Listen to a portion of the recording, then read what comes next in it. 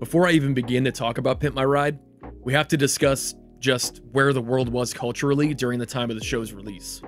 In the early to mid 2000s, street racing and vehicle customization were more popular than ever before.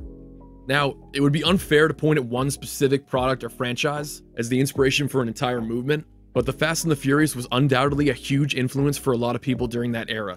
And while it definitely wasn't the first display of street racing on the big screen, not by a long shot, the Fast and the Furious showcased countless vehicles with insane visual modifications and performance upgrades, racing through the streets of Los Angeles. That's right, the Fast and the Furious movies used to be about driving on an actual street, not in space. Nonetheless, it wasn't long before street racing culture and heavily customized vehicles made their way into nearly every form of media. I was a huge fan of the Need for Speed games when I was a kid. Hot Pursuit was great, but my mind was absolutely blown when I first heard about Need for Speed Underground. For me, and I'd imagine a lot of other people from my generation, this was my introduction to the world of import tuners and modified vehicles. Not to mention, there was an entire brand of vehicles, being Scion, a division of Toyota that launched in 2003, which was built upon the massive popularity of import tuners and car customization, offering hundreds of different visual and performance modifications to the consumer directly from the dealership. Wait, what was this video about again? Oh yeah, Pimp My Ride premiered on Thursday, March 4th, 2004, at 10:30 p.m. Eastern Standard Time. The show opened up by immediately introducing the audience to its host, Xzibit, who at this point was already an established name in the world of hip-hop and had recently appeared in movies such as The Wash and the massively successful 8 Mile. But Xzibit had yet to host a reality TV show, let alone any TV show, so no one really knew what to expect from him as the face of this new series. The pilot episode would lay the groundwork for the entire show, because the format was basically the same throughout Pimp My Ride's multi-season run, always starting out with a short anecdote from Xzibit. Always had a love affair with cars. Big ones, fast ones, especially expensive ones. Because I'm your boy X to the Z Xzibit. Which led into a quick description about the contestant's vehicle. Unfortunately for my man Wyatt, I don't think it's possible to have any kind of affair with his 1988 Daihatsu Hijack. Followed by what would become one of the most recognizable slogans in reality TV history. And that's all about to change, because he has no idea. I'm about to pimp his ride. Followed by the even more recognizable theme song, which I've honestly had stuck in my head for weeks while working on this. The contestant would then give the audience a quick rundown of their vehicle, discuss their situation in life, and basically provide a case for why they deserve to have their ride pimped.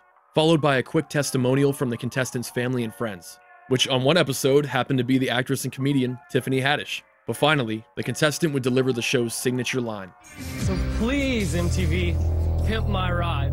What comes next was honestly always my favorite part of the show, in which Xzibit would approach the contestant's home and do a quick look over of the vehicle.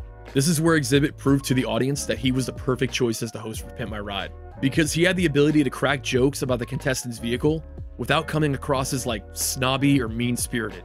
In the first season, he definitely seemed a bit more reserved, but he really hit his stride by season 2. Pedophile, start your engines. Yo, every creep around the world is looking at this like, yeah. Xzibit has gone on record as saying that he wasn't forced to read a script during his time on Pimp My Ride, which was so smart on the producer's part. Because if he had been forced to read lines and hadn't been able to contribute to the show comedically, I probably wouldn't be talking about Pimp My Ride almost 15 years after it ended. But once Xzibit took a quick tour of the vehicle by himself, he would approach the door of the contestant's home. The contestant would freak out at the very sight of him, sometimes practically tackling him. Like, there's no way that he didn't walk away with some bruises during his time on the show. But it's alright, Xzibit can take it. He roundhouse kicked some fools in Def Jam Fight for New York, and was even the end boss in NFL Street 2. Xzibit would then announce that he was there to pimp the contestant's ride. A more in-depth tour of the vehicle would follow, which was often even more hilarious than Xzibit's first look at the vehicle, because this is where Xzibit, well, exhibited one of his finest comedic talents, glancing at the camera. Where do the dogs usually ride? I think I can smell where they usually ride. They're usually in your seat right now, or in the back seat. Xzibit would then drive the contestant's vehicle to West Coast Customs, or in later seasons, Galpin Autosports, where a team of mechanics and specialists would discuss what would be done to the vehicle in question, based on the owner's personality, hobbies, or career. A majority of these guys hadn't been on camera prior to Pimp My Ride, so the amount of charisma they had on camera is pretty impressive, specifically during the actual work portions. The segment filmed around the table was always a little bit hard to watch, because, unsurprisingly, a former production staffer for Pimp My Ride confirmed in a Reddit Ask Me Anything thread that the show's producers would feed lines to the shop guys during that portion of the episode. So it makes sense that it didn't really feel too organic. The next several minutes would showcase the actual pimping process, where the crew would do a total and complete overhaul of the contestant's vehicle, installing massive rims or spinners, redoing the interior, restoring the body and applying paint, and of course, installing equipment and accessories that either made total sense, such as a motorized retractable grind rail on the back of this Chevy Caprice because the owner was into skateboarding, or just absolutely insane, completely unnecessary equipment such as this trunk conveyor belt, which came with 3 PlayStation Portable systems attached to it, simply because the contestant worked as a baggage handler at an airport. And don't even get me started on the car that had tiny LCD screens installed into its headlights. But once the work was finished, the vehicle would be revealed for the contestant, and they would be given a complete tour of their newly pimped ride, with Xzibit and 1 or more crew members of the shop. Xzibit would then give the contestant some sort of gift, relating to their career aspirations or personal interests, which was definitely just a way for MTV to sneak in another sponsor on the show. Finally, Xzibit would do his signature popping, or I guess pinching, of the contestant's shirt, and say the line, "And you've officially been pimped." The contestant would then reveal their upgraded vehicle to family and friends, and the episode would conclude with the contestant thanking MTV for pimping their ride. Thanks, MTV, for pimping my ride. Like I said, that was the general format for every single one of the show's 73 episodes, and it worked. Pimp My Ride quickly became one of the most popular shows on MTV, so much so that within 2 months of the show's premiere, before the first season even concluded, new episodes were moved from their original time slot of 10:30 p.m. on Thursday nights to Sunday nights at 9:30 p.m. during MTV's most popular programming block of its time, Sunday Stew. With Pimp My Ride, MTV clearly had a winner on their hands, and they took full advantage, broadcasting the show to over 180 countries around the world, which at one point apparently made Xzibit more recognizable than the Pope. Like one of those things, it was like, at one point I was more recognizable than the Pope. When was the moment you realized that it was that global? When soccer moms that don't give a about Xzibit, the rapper, coming up to me in wherever I am talking about Pimp My Ride. And I believe it, because there was a point in time where you couldn't turn on MTV, let alone any TV channel, without seeing his face. I got this white delivery truck downstairs. It's kind of nasty. No, I'm not. What could you do? So what if you can't pick my? No, I do that on TV. Well, of course you do it on TV. What am I doing that? International versions of the series were also developed, such as Pimp My Ride UK and the Indonesia-based Pimp My Car, along with shows like Pimp My Wheels in Italy, which mostly focused on scooters, Pimp My Bicycle, based out of Germany, and no, I'm not kidding, this was actually a real show, despite the fact that German viewers legitimately thought that it was meant to be a comedic parody of Pimp My Ride. The Netherlands-based Pimp My Room, which is pretty self-explanatory. There weren't necessarily any official spin-offs of Pimp My Ride developed for United States audiences, but MTV's sister channel, CMT, produced a show called Trick My Truck, focusing solely on big rigs. There was also Pimp My Ride International, hosted by Lil Jon and Fat Joe, which was filmed in several parts of Europe, where it also made its debut, but the show did air in the form of reruns on MTV2 in the United States. But now that we've celebrated all of the things that made Pimp My Ride so great, it's time to dig into some of the more controversial aspects of the series. Pimp My Ride came to sort of an abrupt end after only 6 seasons. Actually, it was 5 seasons. This seems to be a point of contention among Pimp My Ride fans, because everywhere you look online, the season counts and episode numbers are just an absolute mess. I'll spare you the long-winded explanation, but basically, every season of Pimp My Ride had between 15 and 17 episodes, with exception to season 3, which only consisted of 8 episodes. It appears that season 3 was cut short because of the split between MTV and West Coast Customs, which occurred at the tail end of 2005. West Coast Customs decided to end their relationship with MTV because their company image began to take a hit as a result of all the time spent working on contested vehicles. West Coast Customs was already an established and well-respected shop in the Los Angeles area prior to Pimp My Ride, so their increased popularity as a result of the show only expanded their client base even further. Seasons 4 and 5 would be filmed at Galpin Autosports, aka GAS, with an entirely new team of mechanics and specialists, with exception to Mad Mike, who was brought over from West Coast Customs. But as I was saying, Pimp My Ride ended rather abruptly after only 5 seasons. That is correct. Now, the series didn't end because of a decline in viewership or anything, but rather Xzibit's contract was up. And not only was he completely burned out by working on a reality TV show with such a busy shooting schedule, but he was so preoccupied with Pimp My Ride that his music career had taken a back seat, and he wanted to get back to touring. Xzibit also wanted to steer away from his hosting spot on Pimp My Ride to further pursue his acting career, which had slowed down a bit during his time on the show. Now, you might be asking, why didn't MTV just hire a new host and continue Pimp My Ride without Xzibit? Out of the 73 Pimp My Ride episodes produced for MTV in the US, Xzibit hosted 72 of them, with the rapper Chameleonaire standing in as a guest host on one episode during the show's 5th and final season. During his interview with The Breakfast Club, Xzibit explained that this episode, Season 5, Episode 9, titled Jonathan's 1991 Honda CRX, was actually the final Pimp My Ride episode to be filmed.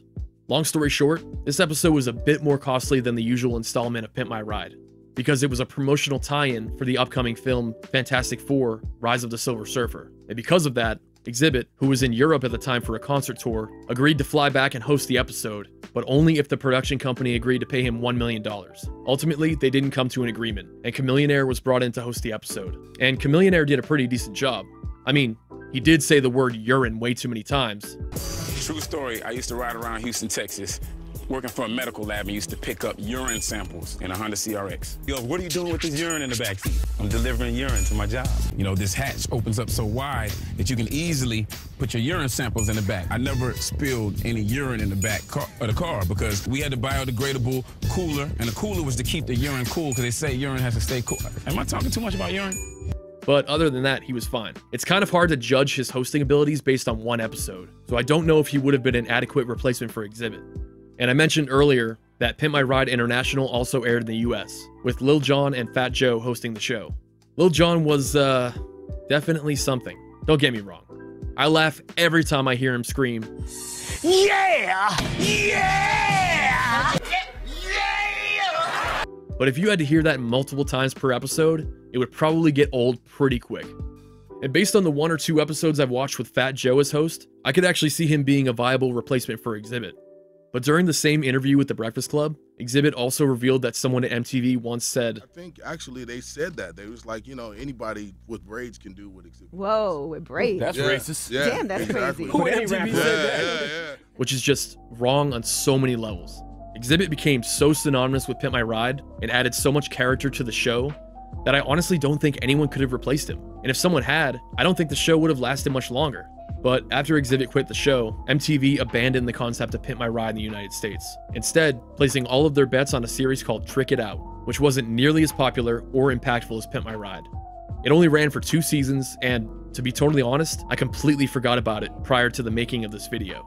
Even after Pimp My Ride came to an end in the United States, the show never truly fell to the wayside pop culture-wise. It was kept alive by the famous Yo Dog memes, which couldn't be avoided in the early part of the 2010s. And at that same time, Xzibit was even still being asked to pimp people's rides. You never see me with one tool on the show. You saw me at the beginning and saw me at the end. You never saw me in the middle, fixing nothing.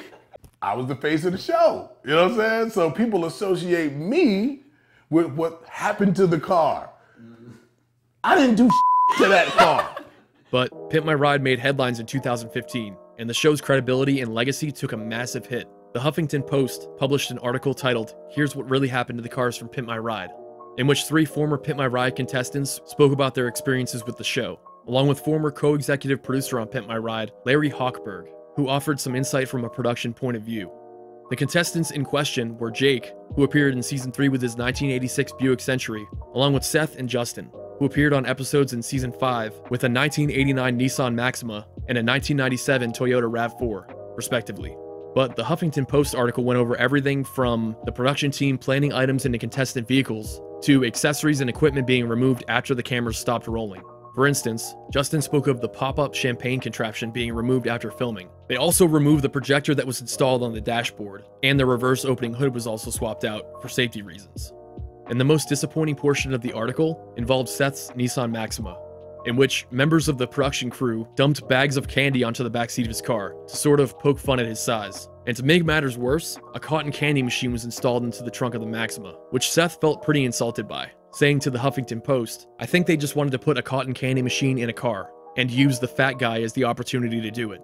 And before you knew it, nearly every major entertainment news outlet had published their own story, using this article as a reference. with clickbait-heavy titles such as "Show was nearly entirely fake" and "Pimp My Ride lied"? Obviously, seeing as Pimp My Ride was a reality TV show, a lot of what you saw was influenced through writing or off-camera coaching by one or more producers. It's just the nature of reality TV. But when it comes to Pimp My Ride, what exactly was fake and what was real?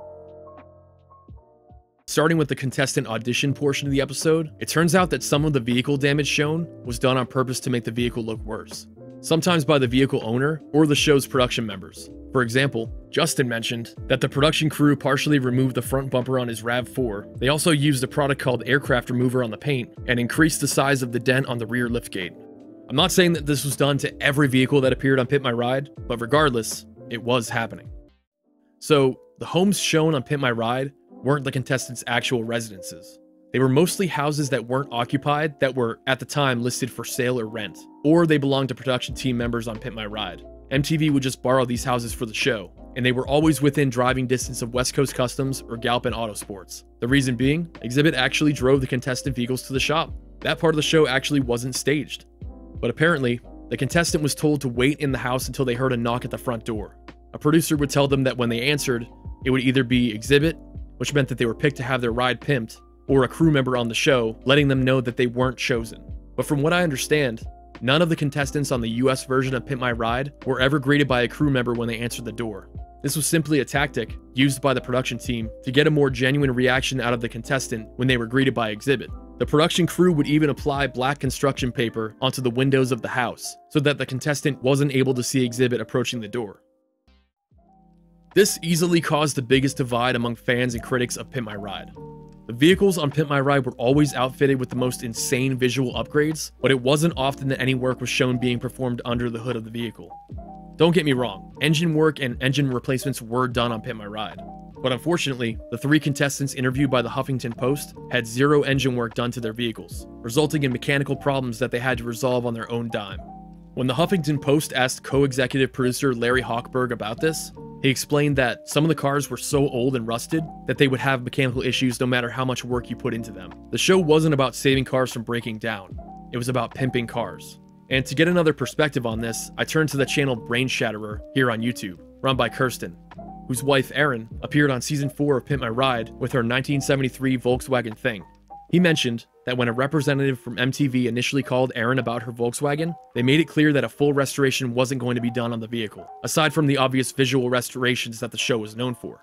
But Galpin Autosports actually ended up installing a new turbocharged engine into Erin's VW Thing, which wasn't uncommon during the 4th and 5th season of the show when gas took over. Yeah, you know in Pimp My Ride, we changed engines too. I thought you really did keep the same engine. Pimp My Ride always made it seem like the work being done on these cars only took a few days, which was far from the truth. Now, in all fairness, none of the guys in the shop or Xzibit ever mentioned a time frame in which the vehicle would be completed. But right before the vehicle was revealed to the contestant, without fail, a clip would always be shown of the shop crew finishing up their work in a timely manner, which kind of gave you the impression as the viewer that it took a lot less time than the actual time frame, which, based on several contestant testimonials, was actually 5 to 7 months. Obviously, with a show that relies on contestant-supplied vehicles, they aren't going to reveal that it takes months for the work to be completed. That would immediately turn people off from wanting to audition for the show. But honestly, with the amount of work they put in, and the number of vehicles they worked on per season, that time frame really isn't that bad. And finally, the portion where the vehicle was revealed to the contestant. Do you remember how much the contestant would freak out when they saw their newly pimped vehicle? It would be stupid to say that every single contestant faked their reaction, because I totally understand their excitement. But Jake shared that when his Buick was revealed, his initial reaction was just standing there saying, "Holy f***." Apparently, that wasn't good enough, because Big Dane, accessory specialist at West Coast Customs, reportedly put his arm around Jake, walked him around the shop for several minutes and said, "Listen, we put a lot of work into this. We expect you to be a little more f***ing enthusiastic." Which I totally believe, because the reaction that they used on the show is so over the top and clearly exaggerated for the camera. Clearly, the reaction segment required multiple takes, but obviously, the final product is heavily edited. So it would be really unfair to label Pimp My Ride as fake. Reality TV, especially in the modern age, is always exaggerated or set up in some way. At the end of the day, Pimp My Ride is still just as enjoyable as it always was.